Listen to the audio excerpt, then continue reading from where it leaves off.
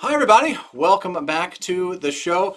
Man, it has been a heck of a week. We got the semifinal, the first semifinal video out late last night to the members. Apologies to everyone. We were hoping to have it out last night, but it's been kind of a week around here. So we were thrilled to be able to get it out for everybody, and the response has been amazing. We're going to talk more about that in a minute, but I wanted to just jump on here and say hello to everybody and make sure that people could see me, people could hear me, and then we're going to give a couple minutes for everyone to come on. We've already got a couple of new members. Fantastic. Welcome, Dave and Gary Thorley. Thank you very much for being here. That's Dave Garner and Gary Thorley, not Dave and Gary Thorley. They're not a couple. That they're just happen to both become members at the same time. So thank you very much. We appreciate you being here.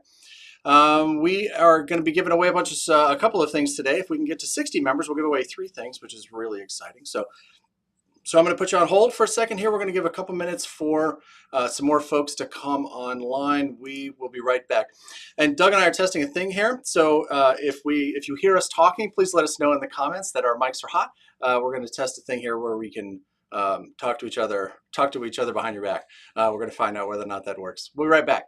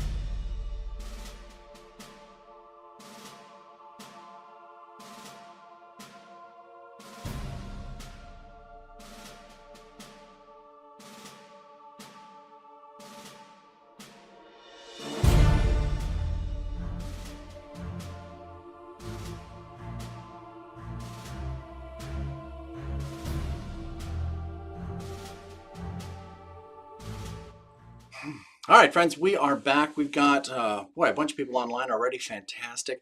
If you are out there, please let us know. Give us a thumbs up to let us know that you are on the show, and tell us where you're from. We've got a lot of folks that have been commenting on the videos from Germany and from the Netherlands and from Australia and from up the street. So there's been a lot of people from all over the world. We're really excited to be able to share this game with everybody. We're going to talk more about that in a minute, and it should be pretty exciting. But of course, we've hit a big milestone in our membership drive. We got to 50 members, which is amazing. I had kind of budgeted that in my head for about a month and a half from now. So we're thrilled to be able to have gotten there as quickly as we have. So today we'll be giving away it's on this side, 1984 classic rule book signed by Mr. Larry Harris himself, as well as a global map. Specifically, it's the Pacific map. That's a weird sentence. Specifically, the Pacific. Little tongue twister by itself. But but that is also signed by Mr. Harris. We can send you the Europe and the Pacific board so that you got a proper set. But just the Pacific side is signed. Thank you for everybody who's letting us know where they're from. We've got Skip is here from Southeast Alabama. Thank you. Charles is here, and Robin. Carl is here. Good to see you, Carl. And Nova Scotia is here, and we're glad to see our Canadian friends. We need more Canadians playing this game so that we don't feel bad about calling it a world championship. Can I say that? Let's do that. So we'll see how it turns out. But all right. So of course, without any further ado, let's bring in our fine feathered friend, Mr. Doug Thorpe. Say hi to everybody, Doug.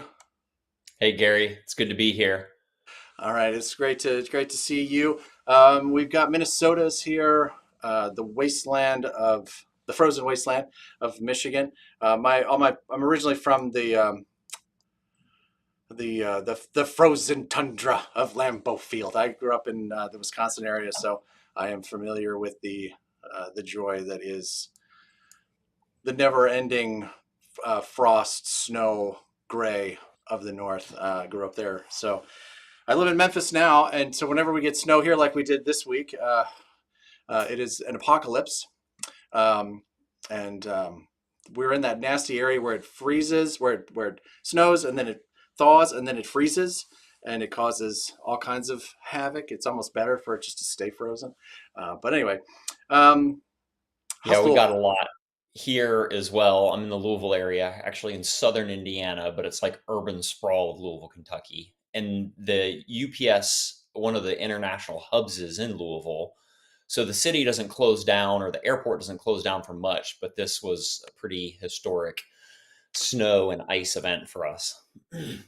Yes. Yeah. I lived in the Cincinnati area for a long time, and we get that same thing there where it's the snow, freeze, thaw. But anyway, so and if nothing else, it's good Axis and Allies weather. Let me just say it that way. Good Axis and Allies and general board gaming weather. And here's what I think is funny is that we're complaining about it, and Canada's here. So Canada's probably just laughing, thinking, "Well, you guys are soft." Like I don't even like they haven't seen the sun in 12 years. I don't think it gets so frozen up there. So awesome. Well, we got a couple great folks online. Several members are here, and you know what? Let's kick it off with our let's get started with our first giveaway. What do you think? I think it sounds good. Let's do it. Let's see. Let me see. I think I fixed this. We had this screen sharing issue last time, and here we go. Let's see if it works this time. We're going to go full screen there. We'll go over here. Hit this. Hey, look at that. That looks like it's done on purpose. Stop it. All right. So something I want everybody to notice here. I am a game player at my core, and so it's something, if there isn't an element of luck, I'm not interested usually. So I've added a prize for everybody here. If you'll notice here, it says add a prize, and spin again. Ooh. That's pretty cool. I like it. Yes. And there are two of them on here. I don't know where the second one is right now, but they're beside each other. Maybe you should spread them out next time. I would have. I don't know how to do it. It's random, right? I don't know. Yeah, exactly. It's random. So it should be fun. It's random, and it put them beside one another. Right. Yeah. All right. So a couple things to know here. If the giveaway here is for our members, this is to celebrate our 50 member threshold. Our 40. I said we'd give away the rule book at 40, but then we also hit 50, so we're going to give away the global. Let's start with the global map. I think we'll start with that one first. Couple of things to know. If you won a prize already in our giveaway that was in December, we have removed you from the wheel here. We want to make sure everybody gets a chance. And if you should happen to win the first one, we'll take your name off there and carry on. So here we go for the global map signed by, here, you know what? For the global map. You can see it in the tiny little picture window in the corner there. All right, here we go. We're going to make it spin. Bum, bum, bum, bum, bum, bum, bum. Spin. Spin to win. I'm clicking the wrong thing. Here we go.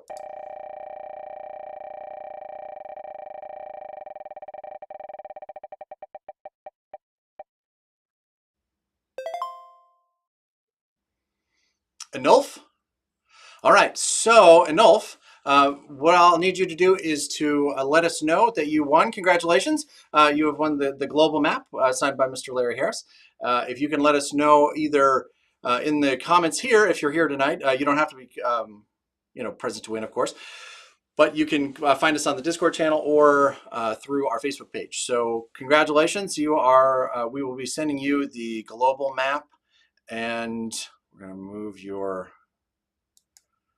You are no longer on the wheel, which means that there are more opportunities for extras to come in. Fantastic. So congrats. Let's come back to here. Cool. Cool. All right, great.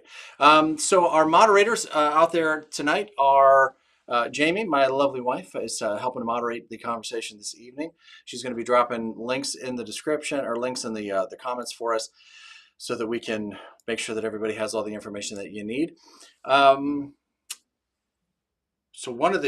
So a couple of things that we want to talk about. First, we had huge news last week from Renegade. We're not going to spend a lot of time talking about because we covered it last week, but we had the announcement of Stalingrad as the latest game coming in the coming into the Axis and Allies Pantheon.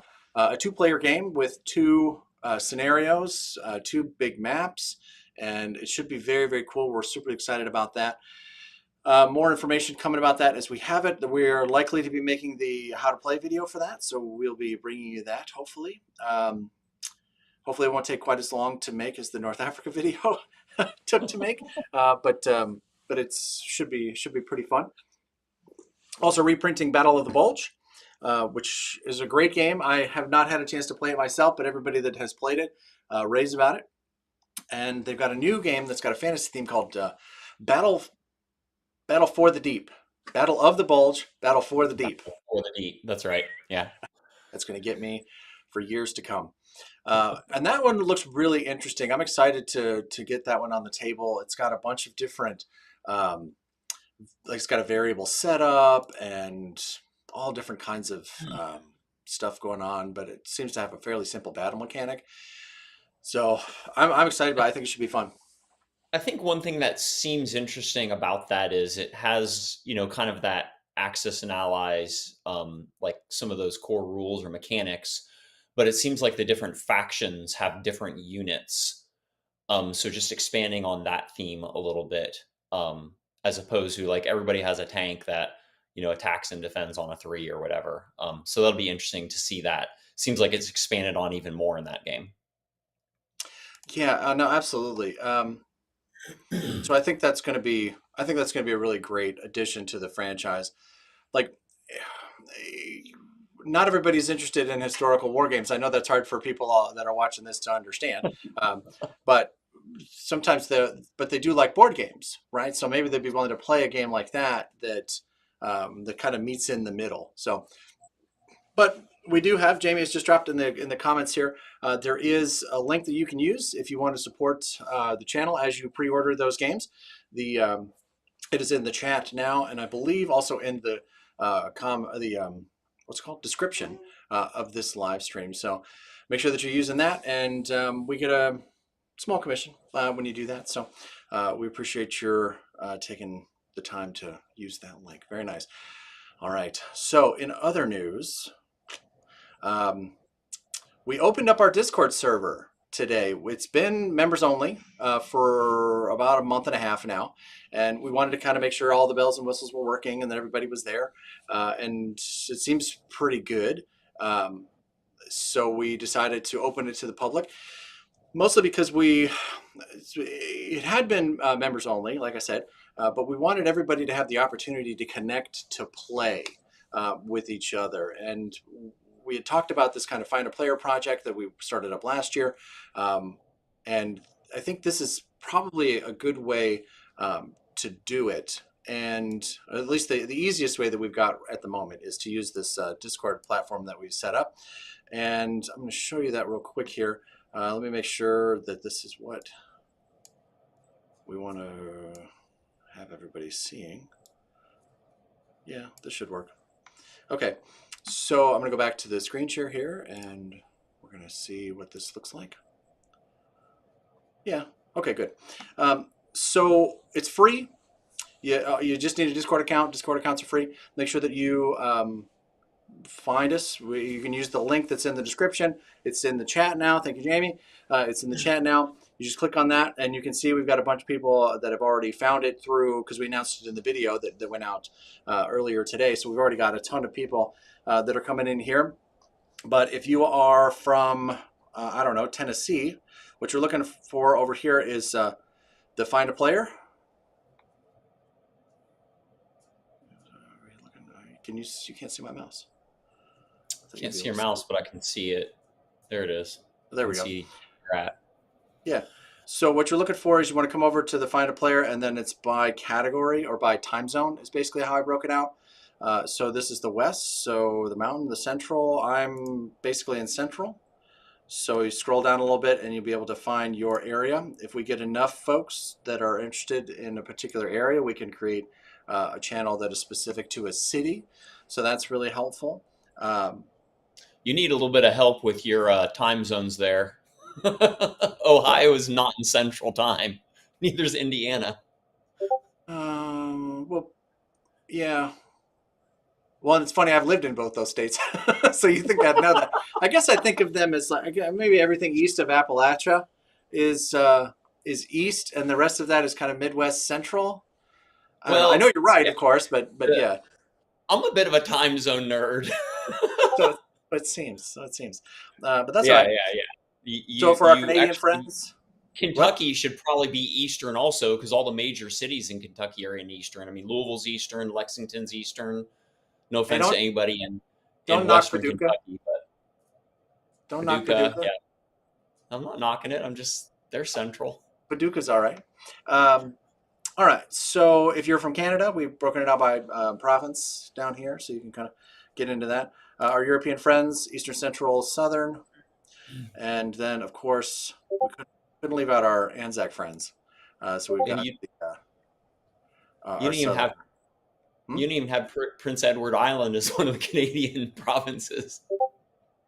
Yeah, probably. All right, so and we've got some folks from New York that are already here.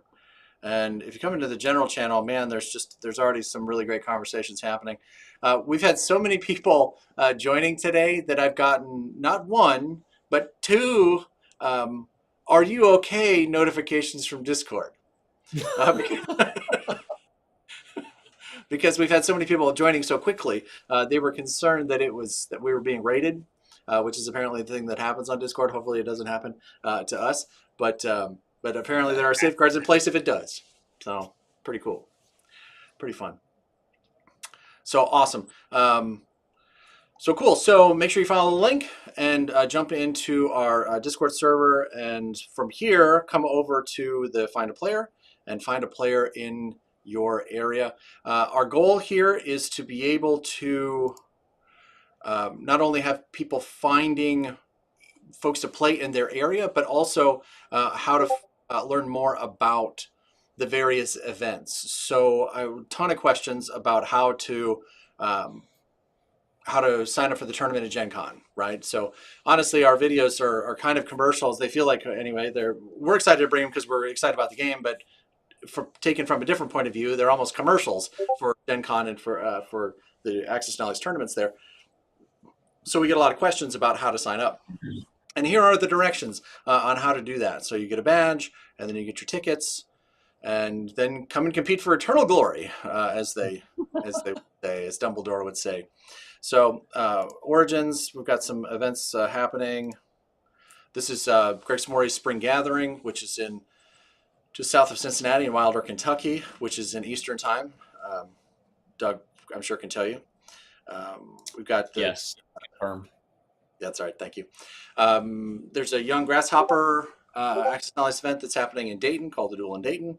And Operation Seagull is something that's been happening for the last several years out in Utah. They're still putting together the details for this year. So lots of exciting events happening. And then strategy conversations. This is all open to the public. There are a couple of parts that are members only, but for the most part, we want people to be able to interact with this for free, get information about the public events, and to be able to connect with each other to find games in their area. So hopefully this is pretty easy for everybody to use and is able to get into this without a whole lot of trouble. Again, a lot of really great friendly folks here. Richard is here, Robin is in here, so there's lots of great folks in here. So we really appreciate everyone that's on the mission here to centralize and to grow this community. So I feel like there's 72 different ways to do this, and everyone's kind of running in different directions, and we're just trying to give everyone a central place to be able to go. Our objective is to be able to have every Access and Allies event on here that has more than 10 people in it. And in fact, Rob, and so if you have an event that you are an organizer of, or you come on here and you don't see it, please let us know and we will make sure that it gets added. Yep. Robin actually sent us some information about an event at Con of the North, which is just coming up in a couple of weeks, February 14th through the 16th in Minneapolis. They're running 42 second edition and then global on the 16th. So lots of cool events that are happening out there. It's just a matter of making sure everybody's aware of it. And we want to be able to help people know that stuff. So if you've got an event, let us know. This is how you do it. And you come over here and tell us and we'll make it happen. So awesome.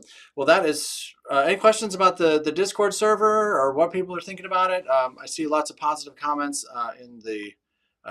in here. Here's Robin saying hello. Con of the North, February 14th through the 16th, as we just were talking about. So fantastic. So yeah, so lots of fun stuff. I like it. All right. Cool. I think it looks great, man. I haven't had a chance to look at it. So I think it looks fantastic. Yeah, I'm excited about it. I will admit that I am not the Discord ninja that I would like to be, but I'm getting better at it, and we're making adjustments along the way. We got Stephanie. We got to fix this. I know that this isn't true. There are some other UK folks that are fans of the channel and should hopefully be joining us shortly. That's the goal anyway. So you hopefully won't be alone in the Iceland, UK, Ireland Discord. When I put this together, I was trying to figure out, like, if I were in Iceland and wanted to go to play, where would I go? And I couldn't find anybody in Iceland. I could probably get to Ireland. You know, I've been to Ireland. I've never been to Iceland, so I don't know, like, if there's a lot of back and forth, but hopefully we'll be able to find some folks for you to play with. Stephanie, thank you so much for being here. Yeah, so this is something that may develop. If there are folks that are interested in this, we can certainly work to facilitate this. We will definitely be using the Discord channel when it comes time for Gary and Doug versus the world. I need a thing. Wait, that's the wrong sound effect. That's not the right. That wasn't quite right. That's not the right thing. There you go. That's it. That's what's going to happen from now on. We've just decided. Every time Gary and Doug versus the world gets said, boom. There you go. Is that us shooting their airplanes down with our AA guns, or what is? No, actually, this battleship bombardment. Almost. So that is the sound. I'm not going to go into the whole story, but I was on a guided missile cruiser, and while they were doing live fire testing, and this is I believe this is a 5-inch cannon Okay, that's cool. firing in the Atlantic Ocean, and I was on the deck, and that is the recording from my phone of the noise. Does the So military know you have this? yeah, yeah, I I'm was just I was there officially, uh, sort of. I was a sort of. guest on the ship. Long. I'll tell you that story another time, but yes. So when it comes time for Gary and Doug versus the world, we will, There you go. we will. I like I need a hotkey or something. I can't go searching for that thing every time. We'll definitely be using it for that. So, if real quick, Gary and Doug versus the world. Basically, what will be happening is we're going to set up an anniversary game. We're going to play tournament rules. We're going to have some of our members that are more experienced players that will be deciding. They will be coming up with orders to play against us, and then we'll have a couple of different generals making issuing orders, and then the world will vote on which orders to follow, and then we'll execute those in kind of member only live streams, and then Doug and I will jump on and we will roll all the dice and respond, and then have our turn the action back over to the generals and let them make the next turn, and so on. So Are we should be doing a lot of fun. anniversary or 42 second? Oh, that's a good question. I think originally I had said 42 second, Okay. just to keep it a little simpler. Um, but maybe we'll put out a poll, see what everybody wants to play. I will say that Doug and I are better at 42 second edition. Certainly, I'm better at 42 second edition than I am in anniversary. But yeah, I'm not sure. We'll see. Maybe we'll take a poll. Either We're way is not fine. playing global though, man. Yeah. It'll be no. So thank you, Zoso. We appreciate that. Stephanie's from North Wales. Awesome. Thanks for staying up late with us. It's definitely late where you are. Doug, time zone pop quiz. What time is it in North Wales? Don't Google it. Just tell me. Come on. It's England Standard Time. I don't know. They're probably GMT +1. I don't know if they're Yeah, +1 or yeah. thereabouts. I don't know. But they might just be on GMT. I don't know. All right. No, we're not. No, bro. You're trying to kill me. We're not doing it. I got nothing but love for you. I really do. But man, you're Yeah. trying to kill me. There you go. Yes, Emily, thank you very much. You just want to watch the world burn. Maybe not the world, maybe just me. You just. It would So, be yeah. fun because we wouldn't really know what we're doing. Yeah. No, I mean, I don't know. We might have to phone a friend. We play global. I mean, we play. I don't. I mean, Yeah. But like when you get focused on one or a couple of different, there's some specific rules to global, like scrambling fighters over deserted transports that I always forget, and I want to send a bomber out there, and all of a sudden there's 6 fighters ready to shoot me down. Like, oh, okay, great. Yeah, the last time I played global, I was like, let's do this. They were like, fighter scramble. And then the very next turn, I'm like, let's do this. They're like, fighter scramble. And then the very next turn, let's do this, fighter scramble. I'm like, I'll get it eventually, guys. Like, I'm just not used to that. Right. All right. So there's another one on GMT. Cool. So awesome. Appreciate that. Thanks for being here. Cheese Meister. Appreciate that. Growing up in Wisconsin, I remember, I appreciate you guys being, Cheese Meister being here again. I remember seeing your name and just assuming that you were from Wisconsin, because like I said, I grew up in Wisconsin. So when I saw Cheese Meister, I was like, oh, where like Milwaukee, Madison, Sheboygan, where you from, bro? But no, he's apparently a GMT. So he just really likes cheese, apparently, which I can respect, which is I totally understand. All right, cool. So spoilers. If you have not had an opportunity to watch the semifinal match, you may want to plug your ears because we are going to start diving into that game. I am going to try this keynote thing again, and hopefully I've watched a couple of videos here, and hopefully it should work out a little bit better this time. We've done a rehearsal. Hopefully it works the way that the way that it's advertised. Okay, so that's a good idea. Let's play zombies. Let's play zombies. I like it, Eric. Okay, actually, you know what? Before we dive into this game, I do want to say something that I feel like I've neglected to say over the last couple of live streams here. We had at Gen Con this year, we brought a couple of folks with us, and they worked their tails off to record these videos, to get all this like raw content together so that we can recreate the games in the studio and take the pictures and make all of these videos. And I wanted to just take a second and say thank you to them. Is Jon Bosch, who you might remember from being a moderator. He's out on a hot date right now, so he's not going to be joining us this evening. Emily, who is moderating in there tonight for us, she was there being a great help. Eric Beem, who you might also know as the Lakeside Gamer. He's got a YouTube channel of his own, so make sure that you go and check that out. And Mitch Trantham, he was there, and he was incredibly helpful. So really appreciate those guys. We also had Mr. Scott Palmer that helped with the recording of the diplomacy event that we recorded the U.S. National Championships for diplomacy. We captured video of everyone in the conversations, and then Scott came to put individual body mics on everyone. So we also have the audio, really quality audio actually, of all of those conversations. So really exciting to be able to bring that to everybody. So that will be in February, along with the global final. Yeah. That diplomacy final is going to be a lot of fun. I'm excited to kind of put that together. And then we also have the global final coming in February. So should be really fun. So again, thank you.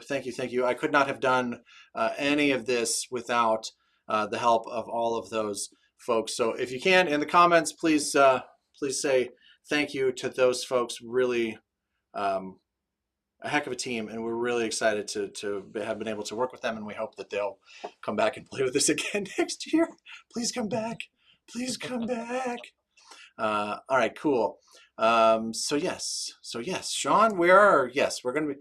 So we've got the U.S. National Championship coming, and I also traveled to the World Series of Board Gaming in Las Vegas last year and captured the Diplomacy Masters tournament.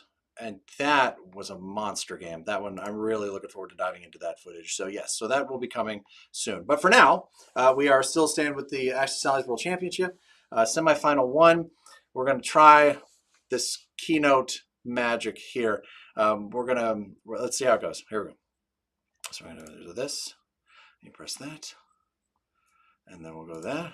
Cool. That should work. And now we're over to here. And fantastic. Bam. There it is. All right. Now, I've done this wrong like 7 times in practice. So hopefully we'll be able to get this right this time. So we'll bring this over here. All right. So this time, the last couple of times I've been able to look at a game and see how the other side could have won. Again, last chance for spoilers. We're about to lay out kind of how this game played out. So if you haven't seen the video or you're trying to avoid a spoiler, we love you. We will see you next time. So we're moving forward with this now. So the Allies win this game at a resignation on Japan's 6. So I want to talk about one of the things that I mentioned in the video that I thought was really almost like a key turning point in the game was this original decision to attack Calcutta on turn 1 versus going after the fighter in Yunnan. And Doug, you off the air, you and I talked about this quite a bit, and I wondered if you could share some of your thoughts about it. Yeah, I mean, there's a number of options here with Japan in round 1, and I mean, I think you could do both. I think you would have to forego the attack at Pearl Harbor, though, because you could use the bomber to get to the Flying Tiger, And then you could even use the fighter that's coming in from, I think it's C Zone 51 from the carrier at the Caroline Islands. You could use that to get to the British fleet, and then you could use one of the fighters on the carrier in 38, 1, 2, 3 to get to Yunnan. So I think there's options there, but you can't do it all. I don't think you can do the British fleet, India, Yunnan, and Pearl Harbor. That's just too much. So I think you have to make a decision, and they chose to take two of the Chinese territories and forego Yunnan in order to hit Calcutta, the British fleet, and the American fleet off of Pearl. So I think it's I I've seen the attacking India on the first round be really effective, and I've seen it not work because you lose. But then I've seen where you take it, like in this game, and it doesn't ultimately pan out for you. It seems like, oh man, I got this. India no complex. They're down 3, Victory City right off the bat. It's really hard for Britain to recapture, but it's just not a foregone conclusion that that's a lock for the Axis in that case. Yeah, I was staring at this a little earlier today and thinking about how this could have played out here. And I wonder about sending one of the other fighters from the, um, I guess, season 35 off the coast of India there, sending that one into India as well to really kind of nail that down. You put that fighter in there, you're at 90%, and you're still at like 85% or so to take the C zone. So I think that there's some options there for sure. I will say, like the fact that that fighter was there at the end of the game, that the Flying Tiger was there at the end of the game, and it just wreaked havoc the whole time. It And was brutal. yeah, it was really just it just creates such an offensive punch for those Chinese infantry that otherwise are just like trying to fire at a one. That it really becomes kind of you know you wouldn't think of it as being like mission critical for the Chinese, but it really kind of is, because once that Flying Tiger is lost, you can't replace it, right? It's not like you can just Yeah. fly another American fighter over there and have it start to attack with the Chinese. Like the rules clearly say, once this Flying Tiger is destroyed, that's it. So if it survives the first round, it's gonna have an impact, almost certainly for the rest of the game. So I think this is a tricky choice. So this I, I is. Mhm. I think it not only gives the Allies an advantage, obviously, gives them a lot of help in China, but just it makes for a much more interesting game. Like, it was very, very interesting because it just gave China options. You could actually do something with them as opposed to like, oh, okay, like, am I retreating or do they leave an empty space? I'm going to take it, or a few exposed guys or something, you know? Yeah, for sure. So I see a lot of comments talking about uh, whether or not the UK should build, or well, the fact that this game doesn't come with the complex in Calcutta on turn one, and at the start of the game during setup, and there's some debate as to whether or not if it had been there, then it's an automatic take for the Japanese. I think. Um, Yeah. I mean, you'd have to, but if they have to build the complex, they got to build it on one. They're buying on two and placing at the end of two, so it's a much slower process. But Charles is of the opinion that Flying Tiger has got to go, and I have um, I'm kind of this opinion. I think Yeah. Charles, I think you're probably right. Though I also think that Carl has got a point here, which is that UK doesn't necessarily need a complex in China, because it can be defended, or it can be retaken at another time. So I think that Yeah. there's some options here. But this is the starting position to make sure that still works. Fantastic. Okay. So yeah, I think the question as to whether to go into Calcutta or to go into Yunnan, I I think that if you're starting with that bid of an extra tank in Burma, then you've really got a pretty reasonable choice to go either way. But I think if you are going to go into India, and this is something that one of the comments was, they wanted to talk about this two complex build for the Japanese in India and in Burma.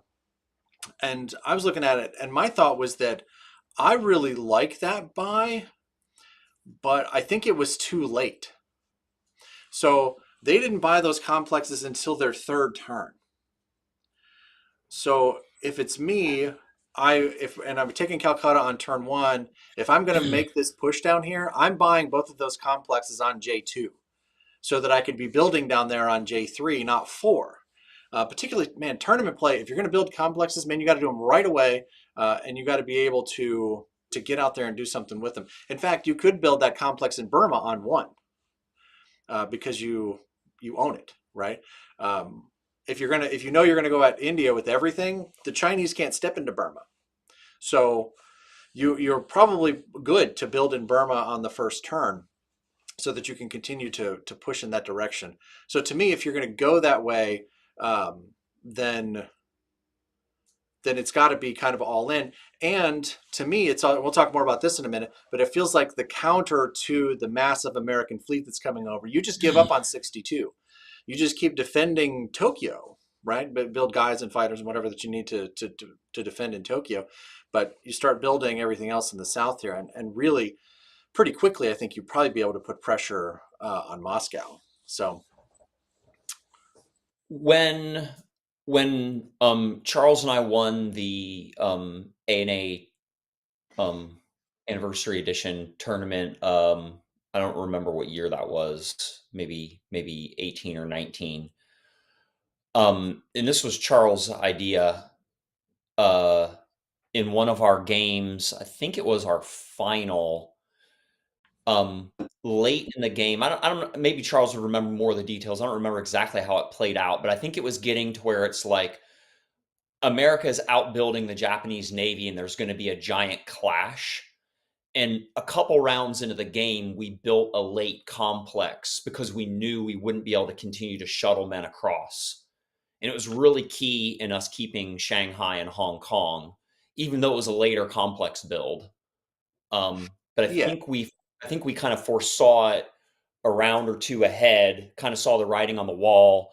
So we were able to get several builds there. But it was more of a defensive complex than, to your point, like trying to build an offensive complex to get things, going against India and maybe even pressuring Caucasus or something. no, absolutely. I mean, in whatever game, whatever decision you've got to make tactically to be able to solve the particular puzzle. I remember one time that I bought a Russian aircraft carrier in the Baltic uh, to be able to give the UK air units a place to land when they attacked Berlin.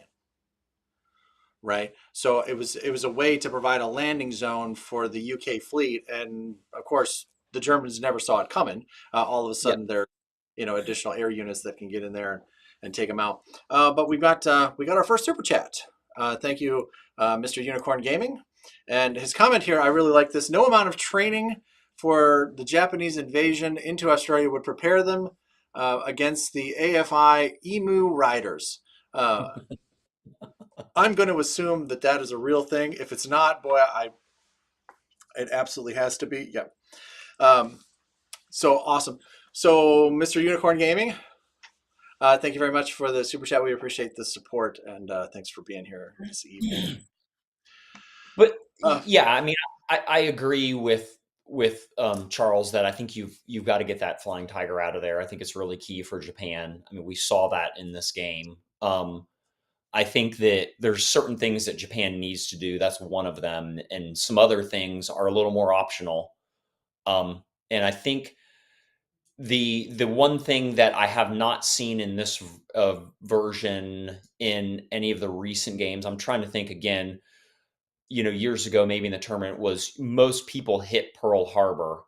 And I'd love to hear if it seems like if you leave America with that extra carrier, you know, whether they build 2 on round 1 or just affords them the ability to build 1, like, is it viable?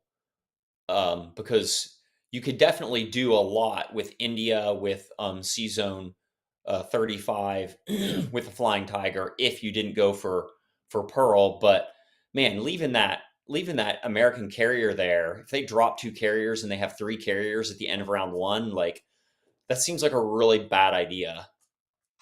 Right, unless your counter is to start building C units in 37, right? Because now you're out Yeah, of those units and you get an opportunity to kind of put a little bit of space between you and the fleets. Um, so I want to make one last point about this decision between Yunnan and Calcutta. UK's not going to get any bigger.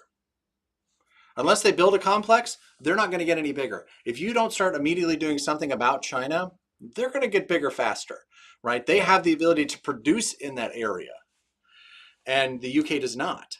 So to me, like if you're wanting to get in there and stop, the buildup, then China has to be your opening target there. But all right, so Robin, we are absolutely going to talk about that UK2 attack in Norway for sure. yeah.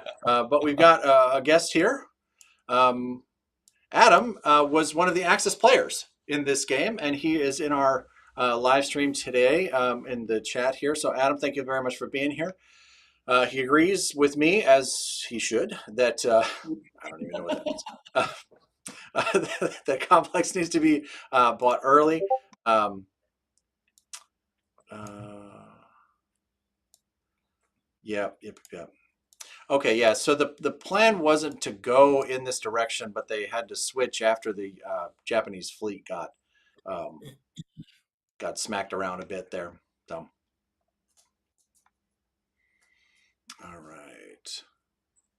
all right, cool. So moving on. Yes. Okay, next. So the next key point here, and man, I really want to know the answer to this question. On UK1, okay, this kind of sets up what you're looking for here, Robin, is that they mobilized this transport in C Zone 2, right? And it's in range, and we talked about this in the video, it's in range of this bomber.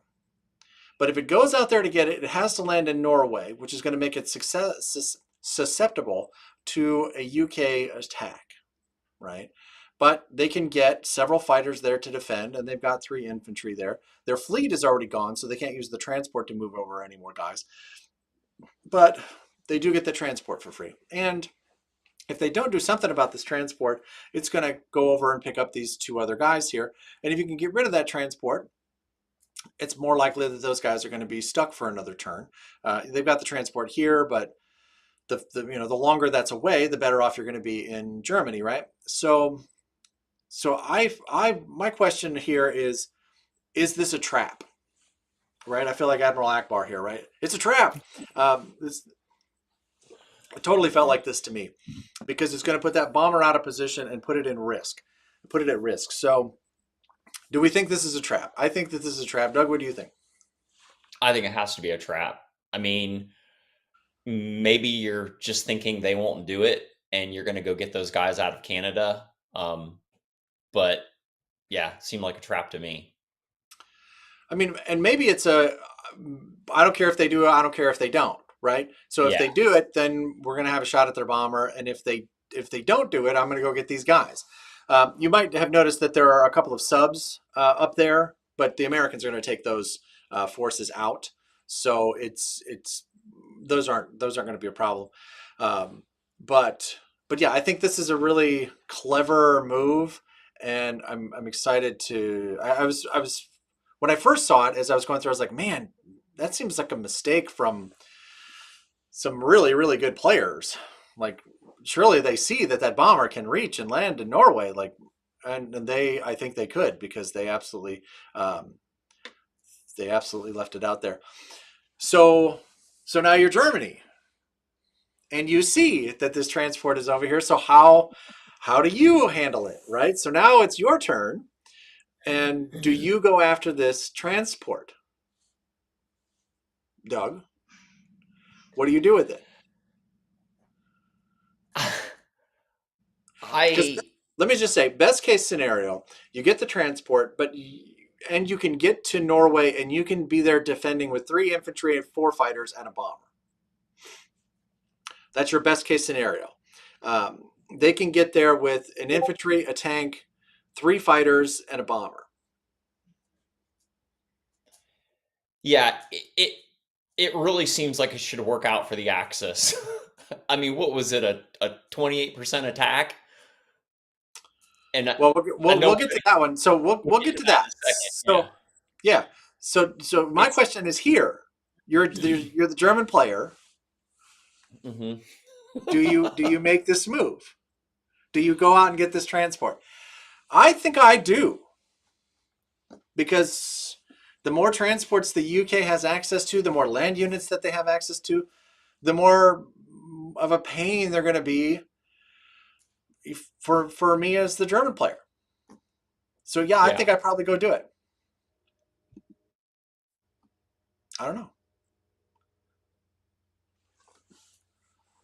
All right. Yeah.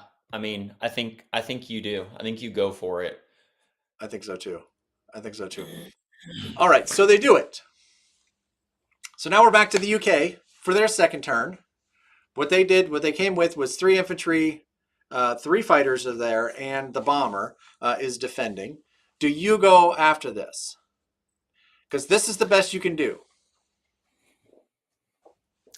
Okay, I do want to go back a slide or two. Now they could have gotten a 4th fighter there, but not a 5th. Is that right? Yeah. They So have the 4th fighter would have come from or would have come from Morocco, Algeria. So they got 1 in Germany, they got 1 in Algeria, they've got 2 in eastern Poland. There is 1 in Libya, but it can't reach. It can't get to Norway. but the Ukraine fighter could get there too, so they could have had 5. 1, 2, 3, 4. 5, yeah. Yeah, 1. you're right. No, you're right. They could have had 5 plus the bomber. So they got there from 3. Um, Okay. Okay. So so they could but have had that 5 means also fighters pulling all there. those to do it. They'd have to get all those fighters off the front line. Yeah. Yeah, I'm not recommending it. I'm just out of curiosity. Okay, Yes. go forward again. So you're here now. You're the UK. This is what they've got.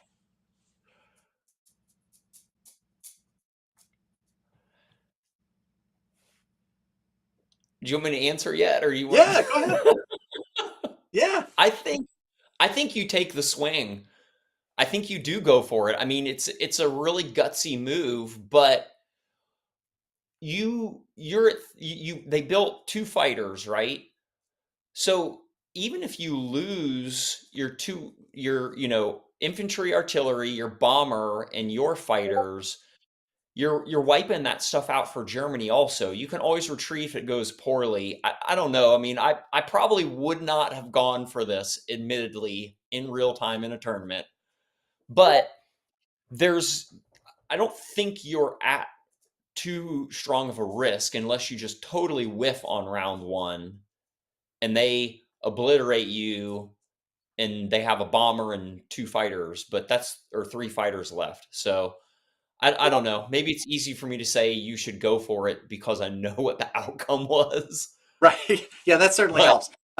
yeah, So when I was looking at this and getting ready for this conversation, I was reminded of something you said during the video when we were talking about whether or not to attack like the Japanese fleet or something. And the question isn't always what the calculator says. Sometimes it's knowing what's going to happen either way. If you're successful, this is where you are. If you're not successful, this is where you are. And so when we look at this one, you have to think about, okay, what if they fail, right? So this is the actual of how it turned out. But if you'll bear with me for just for a second here, um, this is where they mobilized. They put the 2 fighters. Only one of them had to go into Sea Zone 3, and one had to go into London. And then the 2 transports um, landed in Sea Zone 2. But now imagine that the battle in Sea Zone or in Norway went to hell. they're missing the fighter that's in Sea Zone 3. So, but now that means that there's 2 fighters that can mobilize into Sea Zone 3. And of course, you don't want to leave the transports out there because we got to add 2 fighters and a bomber. Assume that they got some hits, right? They're not going to, whiff entirely. But even this is a bad outcome in that battle. 2 fighters and a bomber left is less than an average. Is an outcome that favors the Germans. So 2 fighters and a bomber there in Norway. I have a hard time sending those units to attack a battleship, a destroyer, a carrier with 2 fighters in it. I just don't think that that's going to be enough to go at it. The fighters, the only other air units that they have are in eastern Ukraine, and they can't really afford to take them out because they've positioned themselves in the middle of the board. So they absolutely need those for the defense of that space. Otherwise, the Russians are going to come crashing in almost certainly. So you're not in a bad position here. Even if you lose the bomber and you lose both fighters, and of course the land units are, not going to, we're not scheduled to survive, which is bad for them. But I think that all in all, this move is probably one of the most tactically advanced moves I've seen in a long time. And it started with dropping the transport in Sea Zone 2 on UK 1. And it was, I think, designed to create this gambit. Like I'm gonna from henceforth, this will be the Norwegian gambit. That's what I'm gonna call this. This is the Norwegian gambit. Norwegian gambit. That's right. I mean, yeah, the guys who are playing I don't know who the guys who are playing the Axis. The guys who are playing the Allies are very good players. At least one of them is one of the winningest players at Anniversary Edition. Yeah. I just, there is this little part of me that's like, if you're in a football game and you go for it on 4th and 10, or you fake the punt or whatever it is, and you go for the 2-point conversion and you get it, you're a genius. And if you don't get it, you're an idiot. You know what I mean? Like, right. I do wonder about this. These guys aren't idiots. You guys get what I'm saying. Like, I wonder about this. Like, if you go in there with a 32% chance and it blows up in your face, like, okay, yeah, maybe your fleet's not going to get wiped out, but you've lost a bomber, 2, 3 fighters. I don't know. I still have that lingering question. It was a gutsy move. I love it. I'm not criticizing it. Yeah, sure. I just don't know that I would have done it. It's a tough one for sure. All right. So a little business here. JK, thank you very much for the super sticker, 99 cents. Thank you very much. It's a money mouth face. I'm going to guess that was supposed to be some kind of icon that I'm not able to see on my end, but thank you very much for the support. Did we announce a winner? I'm assuming this is about the giveaways, and we did one. We gave away the global map to Ilyuf. I'm gonna have to refer back to my notes, or I'm gonna have to check with my beautiful wife, who is doing a bang up job moderating in the comments. But we have one more drawing that we'll be doing here in just a little bit for the 1984 signed rule book back there. So another drawing is on the way. Yes. So there's a question about why ads keep appearing in the discussion. This is a YouTube thing. This is not something I've got really any control over, Paul. So thank you for sticking with us through the ads. It's not a thing that I can control or really do anything about. But thank you. All right.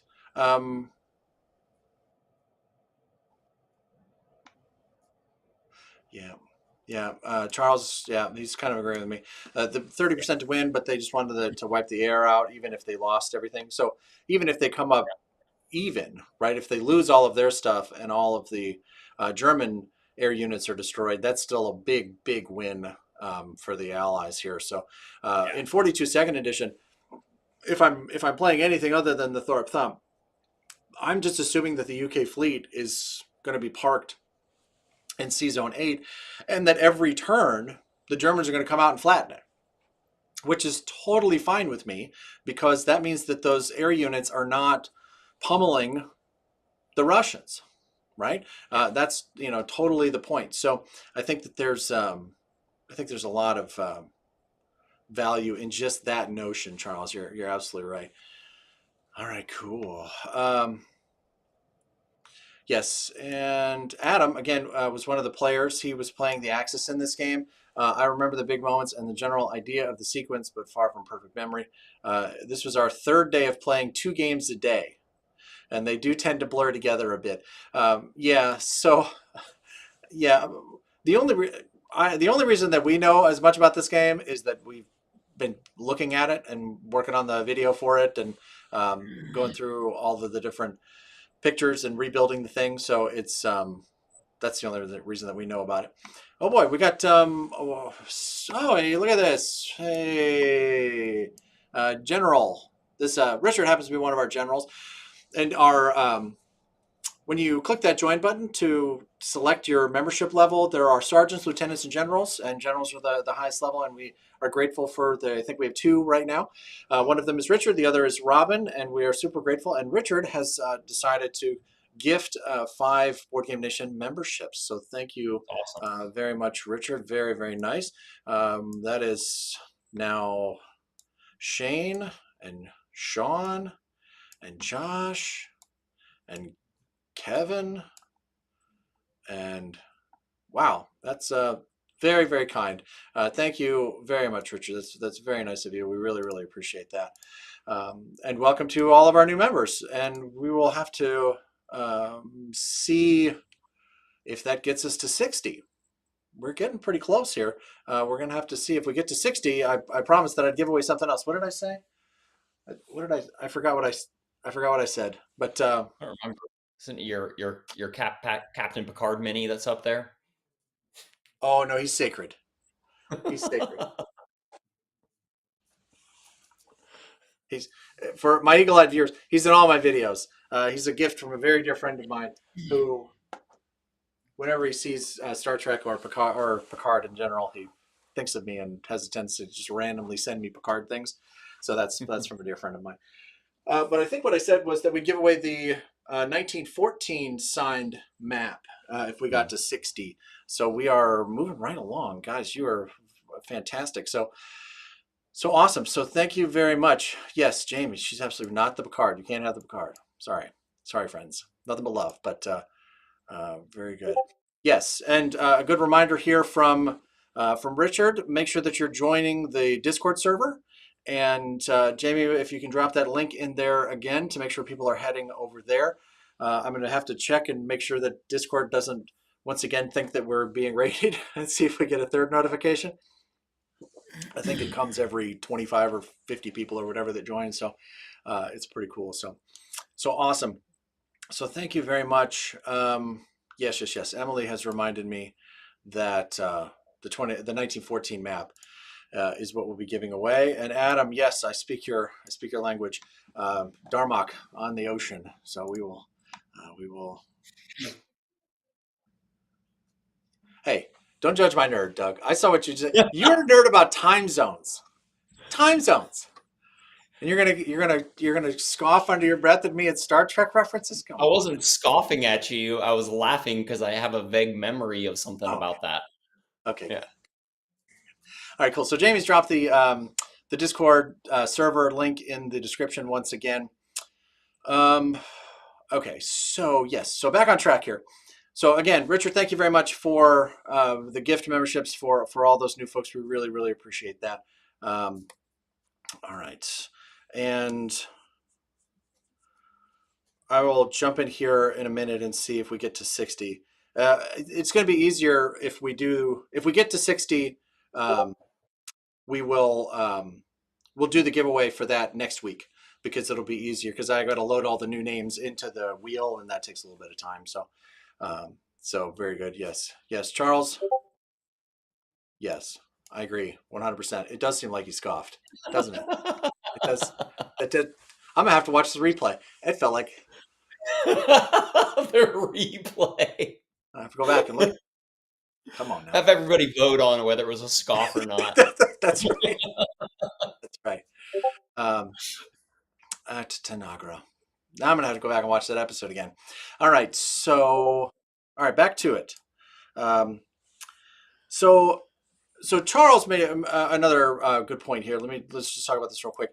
The other big turning point was the attack on the Japanese fleet, and when that's combined with Norway, really really tough for the Axis to come back here. But Yeah. we talked about that a fair amount in the video. So one of the things that I wanted to talk about here was the use of these complexes in the South. Okay. So we talked about the idea that these needed to be purchased earlier in the game, but now that they're here, what's the best way to use them? So this is Japan's fourth turn on US 3, which was the turn immediately preceding this one. The US jumped out, they took Midway, and they took the Caroline Islands, right? And they've got another carrier that just dropped off the coast of San Francisco with a bomber and more fighters, and it's just a mess up there, and it's coming down. So what do you buy here as Japan? Right? So now, mind you, Calcutta is not under threat. Hong Kong has at least 2 turns to survive because the Chinese are going to have to walk through, unless the Americans decide to jump in, which would just be a gift, by the way, because if they land those American troops there, you can send every air unit in and destroy them because they don't have any allied air units to defend them once they land there. So that would be a gift. So they don't want to do that, of course. So your Japan here, what is your how do you buy? You've got 37 IPCs, which is a lot, right? This is not an insignificant amount of units that are available. So so this is what they bought. Let me just. Yeah, I was going to say, can you remind us what they actually bought? Yeah, what they actually bought was 2 infantry, 4 tanks, and a fighter. So what do you buy here? What would they do? They put like the tanks in India, the men in Burma, then like the guy and fighter in the capital or something? Exactly right. Yeah. Exactly right. Okay. So I'm trying to figure out what the value of those tanks are.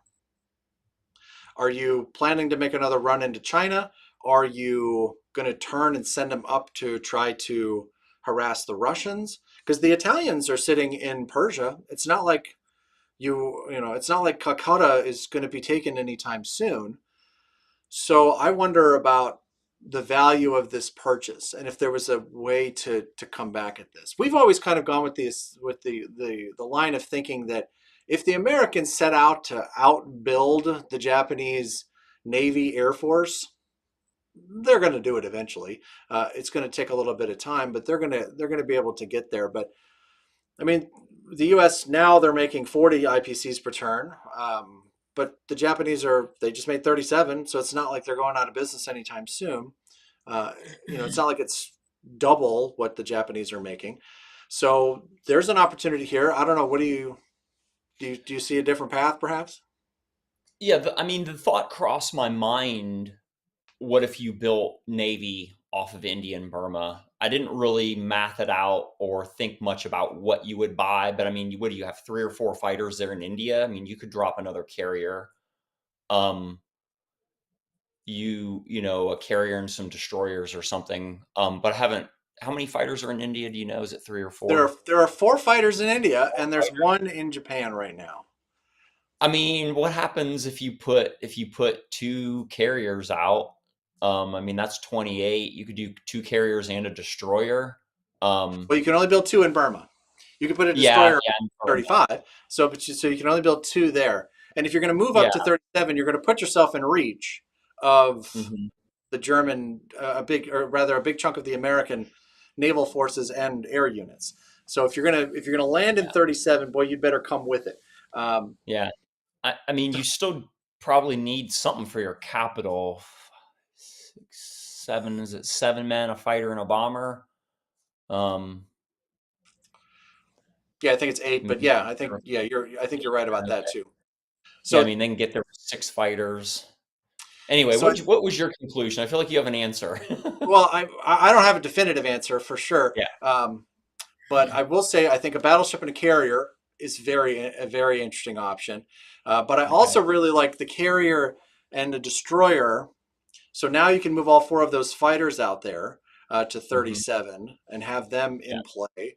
And the destroyer gives you another hit and a Hmm. screen if you need it later, because you've only got the battleship and the carrier out there. You don't really have anything else that can, give you any kind of flexibility or cover for your big ships. And you've got the sub, but that's not going to get you all that far. So if you put a battleship and a carrier, or you put a carrier and a destroyer in there, and you jump to fast forward to US4, right? And this is now, say, 3 battleships in this space, right? And 2 carriers and 2 cruisers, right? All of a sudden, you've you got a little bit of a pause here for the U.S. You've got to think about what you want to do here. At a minimum, it forces that carrier to come back down, or to come down out of San Francisco. And if they're going to hold Caroline, is that where they're going to go? Are they going to move up to Okinawa? I don't know. Do I think this turns the tide? Maybe, maybe not. I think that the last couple of live streams I've had this, like, how the Allies could have won, or how the Axis could have won, or whatever. And I don't know that there was. I don't have a clearer line like that in as I'm looking at this game. But I think that this certainly would have been an option, right? I don't know. I mean, Yeah. Doug, what do you think? Or do you just drop like a bunch of destroyers in 62, or a bunch of subs in 62? The subs would be no good. They just run up and get killed. But I don't know. I just don't think that the tanks were the way to go. I don't think that they did any good. Yeah, I think I like the carrier and destroyer. I mean, you have 10, 20, 36, 37 defense there. Like, that's pretty stout. One, two, three, four. I mean, they can get there with 6 fighters. But I mean, really only 4 of their boats, right? 6 fighters, battleship, carrier, cruiser, and destroyer, and maybe one, two, three, four, five, six. One, two, three. Like, I thought, look, probably 1 bomber. So yeah, I mean, I don't think they annihilate your navy. I think the question is, yeah, like, to your point, it may not be some sort of game winning move. Like, what do you do next? Um, And and but and and maybe on Japan 4 you build that, and then Japan 5 you do it again, right? mhm, Because you're at this point the battle has come to you, yeah, right? And so now you're producing closer to the point of conflict than the Americans are.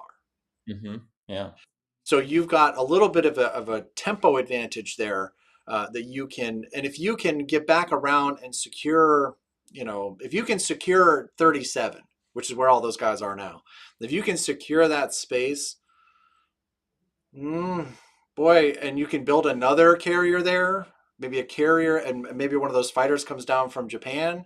You can build a carrier, another carrier, and a destroyer, and a fighter comes down. I think yeah, all of a sudden now you've got 3 carriers, 3 battleships. You're starting to outpace the Americans, because yeah, they can only get there so fast, right? A yeah. little They bit can of actually news. only A little they bit can of only news. get there Go ahead. 4 fighters, not yeah. I forgot there's a line there between 37 and 36. Yeah, so America definitely can't hit you this round. They can only get there with 4 fighters, Yeah, and just can then this fighter get there? One, two, three, four. It yeah, can get there, but it compels the carrier to come in. So this fighter and bomber can get there. This isn't that's the bomber. flying tiger, isn't it? Can't Flying Oh tiger yeah. can't get Oh, you're right. The yeah. bomber can get here though. A bomber can, yeah. This guy can't. They can't. This bomber No, can't get there. Two, three. Yeah, they can reach but can't land. All right. So a yeah. little bit of news. We've got another gift membership. Man, you guys are just fantastic. Shrimp milk. I don't want to know what that means. Please don't tell me. Has gifted a board game membership to Daniel McVicker. Welcome very much. Welcome to you, and thank you, Shrimp Milk. We really appreciate that. Very kind, very kind, very kind. Yeah. So the general consensus seems to be that that it's not enough. That the Navy needs to be built earlier. Um, so so do you think that? So I guess what that would mean then is that instead of building the complexes down south, that it's another full naval build in 62. And that's the trouble, right? Is that once you get behind in 62, anything that you build there is almost immediately susceptible to getting flattened. So that to me is the advantage. Like, so again, I go back to, if you're going to take Calcutta, right, it's buying the complex in Burma on round 1, buying the complex in India on round 2, and then basically moving all of your production of sea units and air units and all that stuff down to the subcontinent, rather than trying to maintain dominance in 62. And then consolidating your fleet on 37, 36 maybe, and then coming back out from there to either come at, obviously you've probably sent a cruiser at some point, or a transport over to start picking up Africa, but you can also come down and pick up Sydney. It's going to be much more difficult for them to take Manila. And if you're doing this, there's a possibility that you just outright, and maybe I sound like a crazy person, and maybe this is me showing my lack of anniversary experience here, but what happens if you just ignore China? What happens if the Japanese don't spend any money trying to go into China? Because it's not like those forces can come out. So I've seen this strategy more than once at the spring gathering, and there is this part of me that scratches my head. But literally, Japan not sending a single unit into China the entire game and foregoing those 2 victory cities. Now, I don't remember all the circumstances. I don't remember who the allied opponents were, but I believe the Axis won both of the games that I saw it in. Because they just took Japan. They said, we're not using a single unit on China. We're going to let them build piles of men sky high. And we're going to go and we're going to get Australia and we're going to get India and we're going to do other things. Yeah. So you can win doing it. Right. If you don't spend the money and the resources, and in fact actively evacuate, because you have the initiative, you're going first.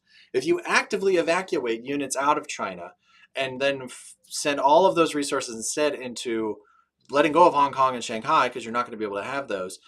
If you then stack Calcutta or come into Calcutta and Sydney, you've just made up for the 2 victory cities that you've lost, and you're either in a position to push towards Stalingrad, because you almost certainly have built complexes in the south, or your navy is strong enough to push towards Honolulu, right? So I would be curious. I mean, people who have got more experience with anniversary than I do, I would be curious what your thoughts are on just staying out of China. I mean, are there IPCs there to be won? Yeah, sure, but at what cost, right? I'd be interested in some of the analysis of like how many IPCs lost versus how many IPCs gained, and there's also a lot of tempo there. But it would be very fun to try. I would also kind of like to be the allied player on the other end of that. You know what I'm saying? Yeah. No, absolutely. Because what it does do is it gives the Allies free landing zones, right? Yeah. So air units for the Americans can just fly over and land without having to worry about having any cover. UK air units can come in and land. So yeah, that I think might be the trade-off. So yeah. Charles disagrees with me. He thinks that the loss of the 2 victory cities is too much. And that might be true. Yeah. See, but it always goes back to this lesson. That's right. Never get involved with a land war in Asia. One of the classic blunders. That's right. Yeah. So now we've got Princess Bride. That seals the deal. Charles is wrong. That's it right there. I mean, that's right. Germany shouldn't attack Russia and Japan should not attack China. Problem solved. Easy. Thanks for watching, everybody.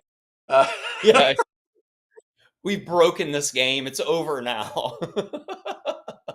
That's right. All right. So yes. Yeah. So arts. what you're saying about China is absolutely true. They can be easy to steamroll, but if left alone for a bit, they become a thorn in my side. An anniversary here, and in my experience in global. So, yeah, it gets to be a little bit tricky.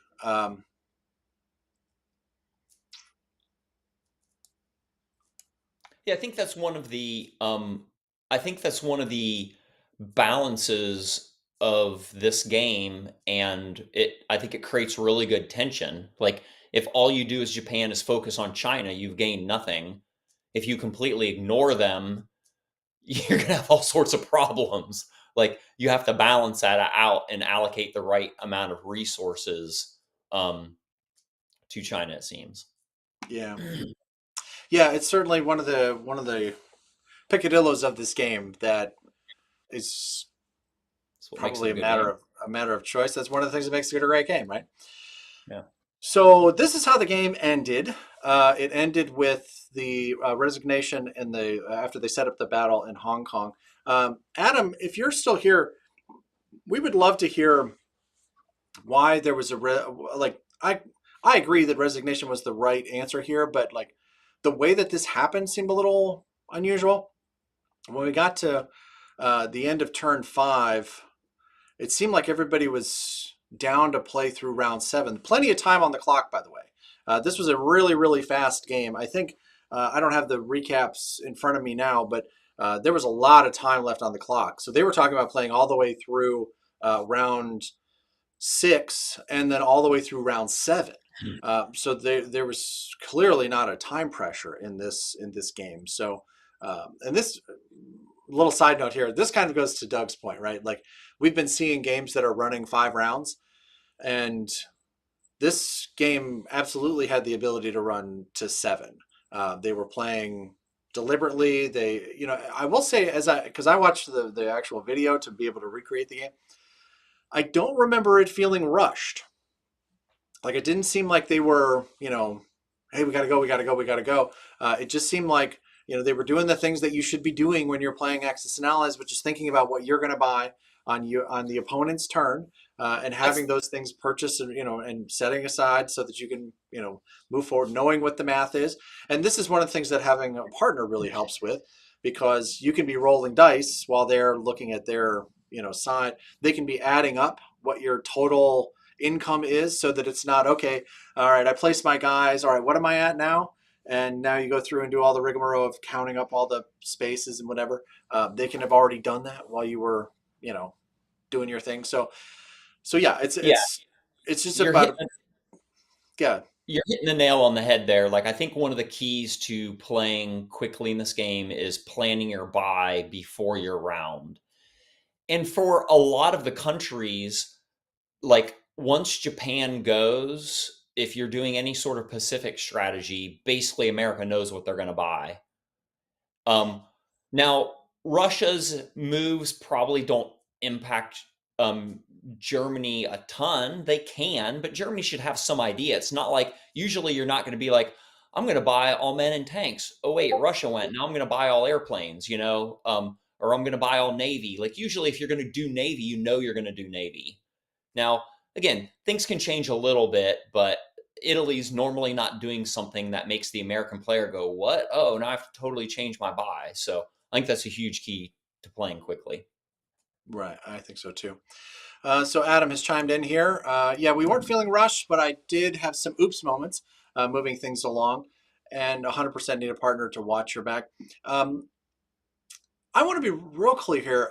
I don't think that Adam and Brian played badly by any stretch. I think they played really well, and they had a couple of bad rolls for sure, and they ran up against some really, really strong players.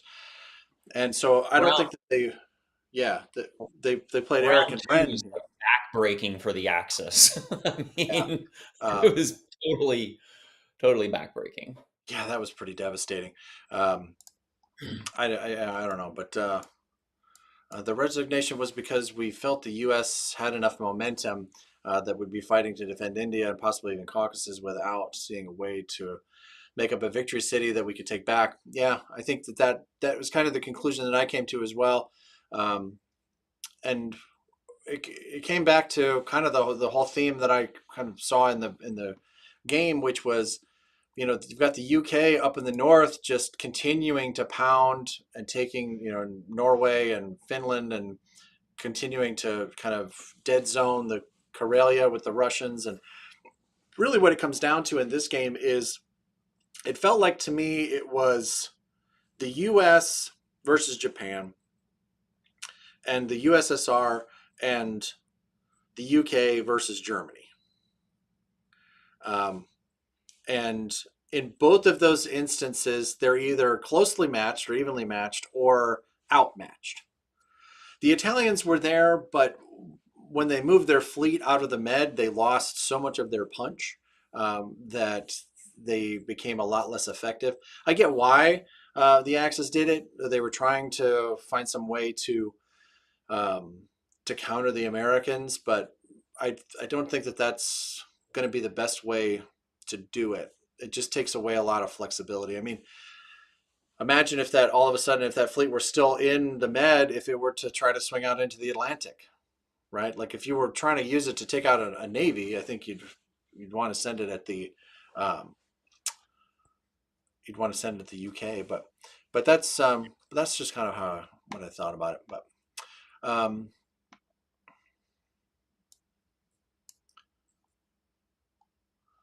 Allies would have to kill Germany and Italy in 6 turns. I'm not sure what you're talking about here, Carl.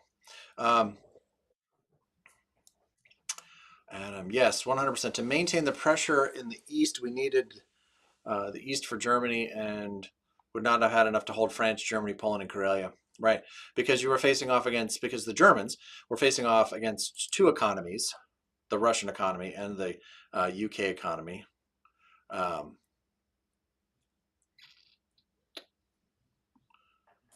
So yeah, it would have been very, very difficult to do that for sure. Okay, cool. Yeah, I mean the Allies are going to be up 3 cities, right? Shanghai, Hong Kong, and Manila. I mean, it seems like America could get Calcutta also, so that's 4. And I mean, if I remember right, Russia's holding strong, and they could probably either Britain could get back Caucasus or Russia could get back. I'm sorry, I said that backwards. Either Britain could get back Karelia or Russia could get back Caucasus, and Germany could probably hold one, but I don't remember the exact math. But I don't think they could hold both, right? Yeah, no, I don't think they could either. Especially if they blitzed recapture India, then Russia's definitely walking in. Yeah, right.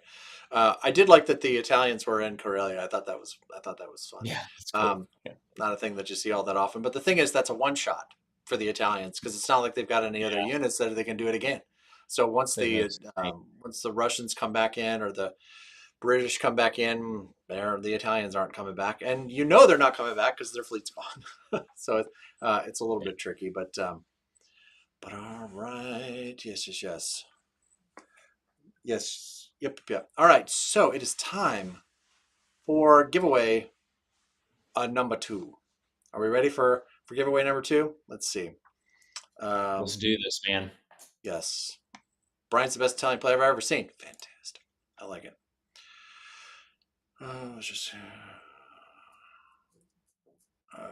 Oh yeah, Robin. I see what you're saying. I think Carl's saying that the KJF works better than KGF in this. That kill Japan first works better than kill Germany first, it seems, for this particular version of the game. And I think that might be true, but I would be curious kind of what the overall thinking was. One other thing before we get to the giveaway, and I promise that we will. We saw a number of comments that that people felt like the game was heavily weighted to the Allies. After watching this video, a number of comments on this video saying that they felt like the Allies were favored in this game. And I wonder what the general consensus is out there. I am of the thinking that this is one of the most balanced versions of Axis and Allies I've ever seen and I've ever played. So I'm curious what everybody else thinks. And I just feel like it's worth pointing out that the Axis won in the quarterfinal match. So it's not like it's not like every video that we've shown of this game has shown an Allied win. So it's I just would be curious what everybody's thought is on that. So, all right, well, I think it would be really cool to have all of the bid information from the tournament. I mean, all of the games that I'm aware of, the bid went, I think, to the Axis. It was either 0 or to the Axis, all the ones that I can recall anyway. But I wonder if there are any games where any bid went to the Allies, because that would indicate that, sure, people are saying that the game is slightly favored toward the Allies, but the whole purpose of the bid is to balance that to where both teams feel like, hey, now we feel like this is pretty even. So yeah, Charles is of the opinion that the Allies are favored, which is why the bid is going to the Axis. yeah, that's what I'm saying. I think that's the particular case in this game, um, in this play of this game. But I don't know. I mean, we've also seen games where the bid was even, right? I think this sometimes what we're going to see here is the preference, people using the bid to express the preference for the side they are more comfortable playing, right? So I think that might be part of what we're seeing. But yeah, I mean, so here's the other way, right? I think the Axis are favored, considering the Chinese, especially Yunnan and Egypt and the rest of Africa, are steamrollable. I love that. That's a Steamrollable, good word. steamrollable. New word. I like it. Well done, Stephen. You know what that gets? You know what you glockenspiel. That's right. Oh, yeah, and you know what I forgot? We should have done the glockenspiel for the gift memberships too. You got to remind me about the glockenspiel. All right. I So thought you were going to do that when you introduced me, Gary. I'm offended. There you go. no, I got this other one here. That's what. That's it. We got a can opening. I like it. All right. Cool.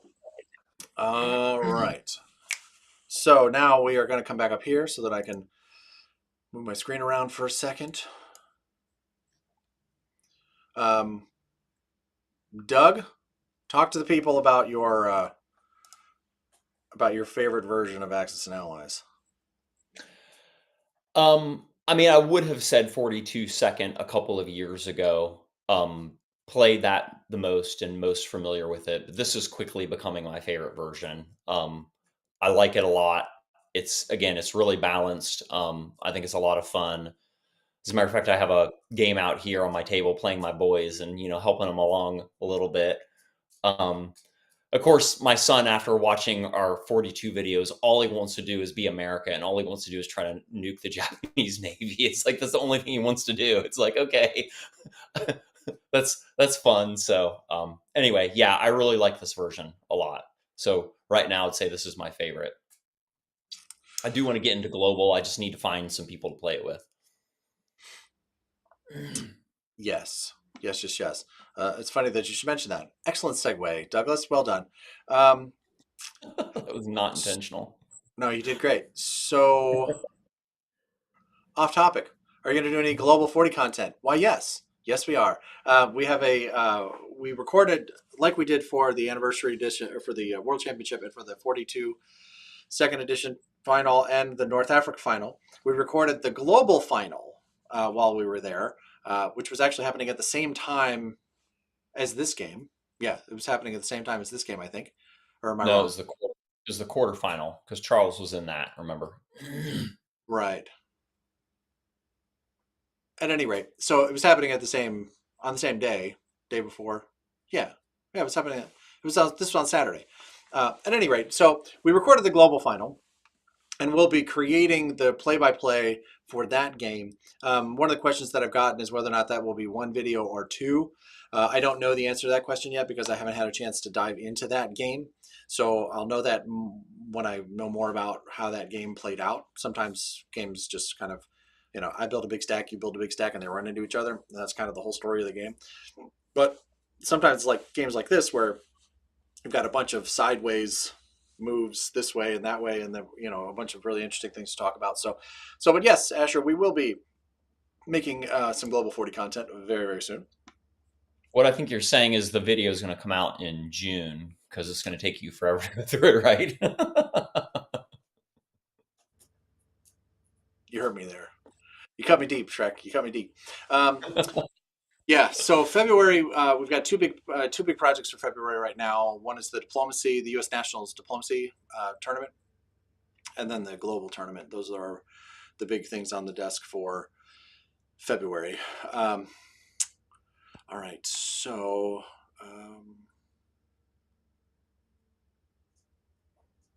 Oh, okay. This is what Carl was trying to say before. If Japan leaves China alone, the Allies have to take all the victory cities on the European side of the board. Okay. I mean, I would be interested to test that out. Like once the Japanese have control of Sydney, once they have control of Calcutta, does that Navy have the option of pushing east and heading towards Honolulu, San Francisco, putting pressure on that side? This would, of course, assume that the Americans were doing a full KGF, right? That they leave the Japanese alone entirely. But we'll see. But no, I think that's a good point. That's a good point, Carl. Thank you. All right, here we go to the drawing. Oh, I don't need to do that. I've got. A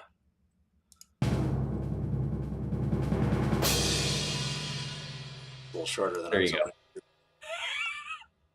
All right. Oh, Steven, why are you still on my screen? Steven, get off my screen. We're trying to do the giveaway here. Okay. All right. So what are we giving away? Man. Guys, I'm not gonna lie. This makes me a little sad.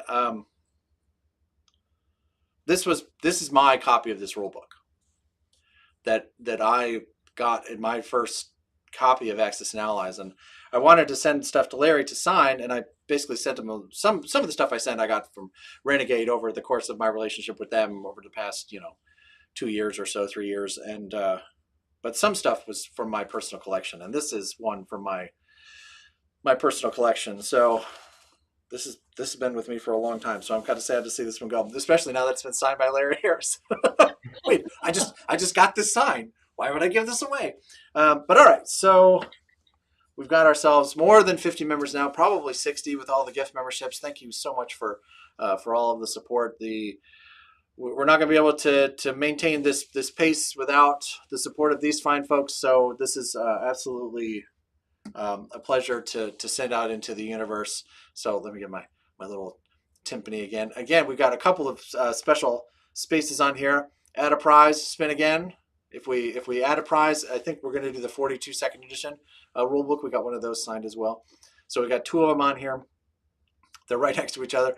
I don't know why, but that's how it works. So let's do a little timpani. Do I time that right? What do we got?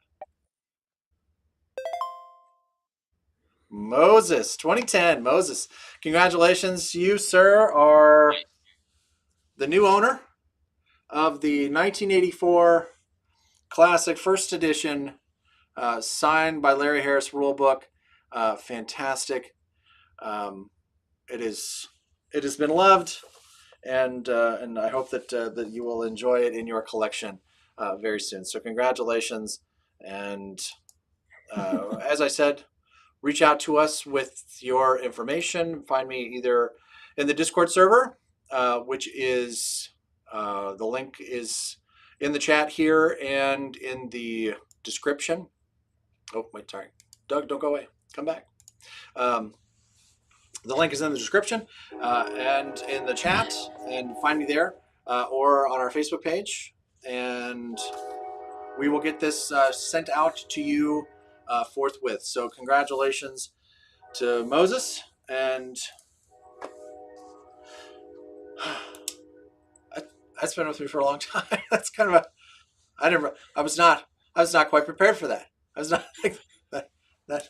Moses is going to get it, and the front page is going to be missing, the front cover.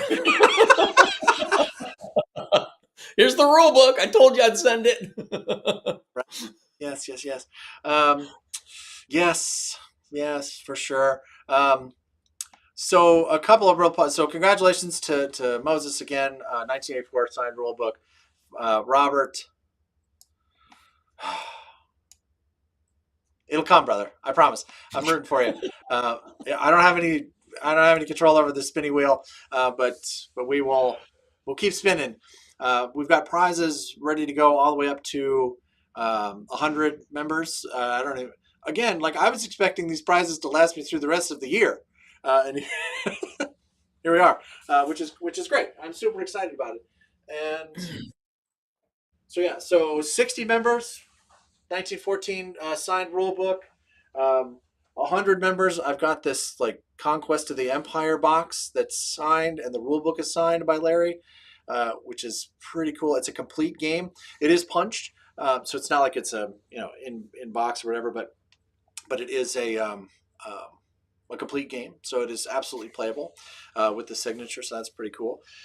The I think there's certainly a lot happening around here. Oh yes, so a couple of really nice comments out here for Mr. Greg Smorey.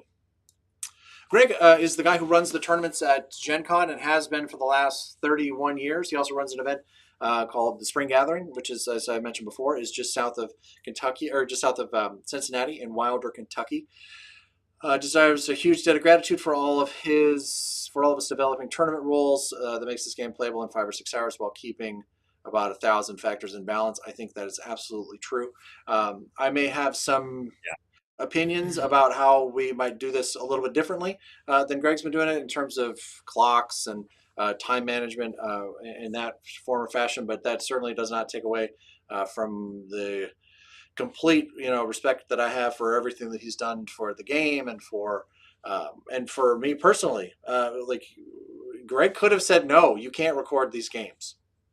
He could have absolutely said no, and he was super gracious about it and let us attach a bunch of stuff to the tables. And some of you have seen the pictures of how it worked out. Some of you were there and saw kind of what it was all about. So that we certainly appreciate all of his support over the years. So we're certainly willing and eager to acknowledge that. Renegade Games actually named him to their inaugural class of Hall of Famers. So he is in the Renegade Hall of Fame for supporters of particular games. One of the other folks that received that honor was Thomas Haver for diplomacy. He runs a ton of diplomacy events all over the country and the world, and he's just a huge advocate for the game. And Greg has been kind of the same way for a really long time. So absolutely thank you to him for doing that. So awesome. Doug, any other thoughts about this game or what we've got coming up? No, not off the top of my head. Echo those shout outs to Greg. I mean, many of us wouldn't be here if it weren't for him and putting together the tournaments and stuff. So he's the man. No, absolutely. So next up is semifinal match number 2. This one will be with another person who needs a shout out here for all of his service to the Access Knowledge community. Mr. Dave Jensen will be back with his partner Keith for semifinal match number 2. They are playing Mike and Matt, and it is we did the walkthrough for it the other night, and it is a very interesting game that I'm interested to share with everybody next week. We will have that out. The good news is that we've already got a big chunk of that in production, so it should be pretty good. Emily wants to know if we're going to see you at Gen Con this year, Doug. That's the plan. Yeah, I do plan on being at Gen Con again. I'm hoping to play in the World Championship again. Have a few in dialogue with a few people about who's going to be my teammate. So we'll see how that pans out. But that's where it stands right now. Subtle, Doug. Real subtle. I like it. Well, I mean, some of them may or may not be, participating in this live stream in different ways, making comments. Right. Maybe even on the video itself. It's hard to say. It's possible. It is possible. We're going to work on it. We're going to see what we can do. It's a big thing. So anyway, so super excited about that. And then of course we've got the final, the goal I don't want to make any promises because life happens. Memphis is a tricky town to live in, but the goal is to have the semifinal match out next week, either Wednesday night or Thursday morning. Is the goal, and it goes to members early. They get the first crack at it. They get to have as much lead time with it as I can give them, and then and then before it goes to the public. So we're gonna do our best to do that. One of the things that I absolutely, of course, we need to, if we're shouting out people that have done great things for the game. Art makes a good point here. We're so grateful for Renegade for coming along and helping the game after the neglect from Hasbro. Excited for future discussions and more great videos to come. Thank you very much. So yeah, man, I don't know what happens if Renegade doesn't come by here and pick up the franchise and kind of breathe new life into it. We've got North Africa is a really fun game. I love that they brought back Guadalcanal. I really enjoy that game. Battle of the Bulge is coming back. Not a game that I've had an opportunity to play because it's just been a hard game to find. So, yeah, Jamie, my wife has the best description for Memphis. It's spicy. Memphis is spicy. It's one of these. Spice can be good, and sometimes it can be it'll burn you sometimes if you take too much of it. But awesome. Well, guys, that is enough. That's all for us for today. We thank you all so much for being here. Make sure that you hit that like button on your way out the door. And if you want to leave a comment in the replay of this, if you didn't get a chance, if we missed your question or comment in the chat here, feel free to, once this live turns into a video, which should happen, it's usually 15 or 20 minutes after this ends. You can come back to that and drop your comment in there, and we do our best to come back to those. Make sure that you're heading over to the Discord server and jumping into that Find a Player category so that we can start getting people connected for more live play and online play and virtual play. However it is that you want to do it, we want you to have the opportunity to do that. Again, if you've got an event that's going to have more than 10 people in it, make sure that you are letting us know about that in the Discord server. So yes. Thank you to all the members for supporting, our generals, Robin and Richard, for being here. We've got several lieutenants that are on today. We really appreciate that. Congrats to Moses and Ilfut. I'm sure I'm saying that wrong, but let us know how to get in touch with you, how to mail those out to you. And we will be back next week. Thank you so much, Doug, for taking the time to hang out with us on a Friday night. And yeah, it was a lot of fun. Looking forward to next week. Yes, this puts us halfway through the World Championship, by the way. We got the semifinal and the final left. It's a lot of work, but it goes by fast once it gets here, doesn't it? So, yeah. Awesome. All right, guys. Well, thank you so much. We will see you next time. Have a great weekend. Stay safe out there. Bye. Bye.